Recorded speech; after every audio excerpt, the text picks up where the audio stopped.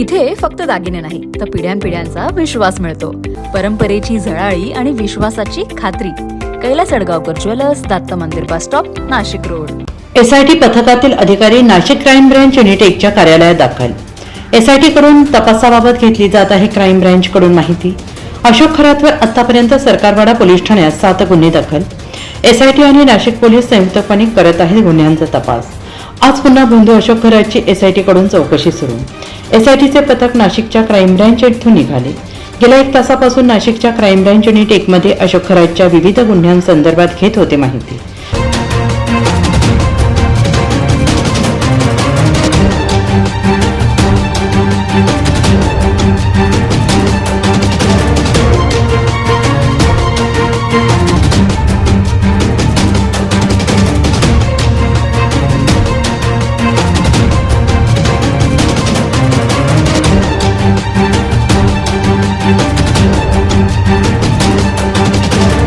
SIT पथक आणि Nashik crime branch unit 1 चे पथक संयुक्तपणे करत आहे गुन्ह्याचा तपास. एनसीएन न्यूजसाठी रोहन दनी, नाशिक.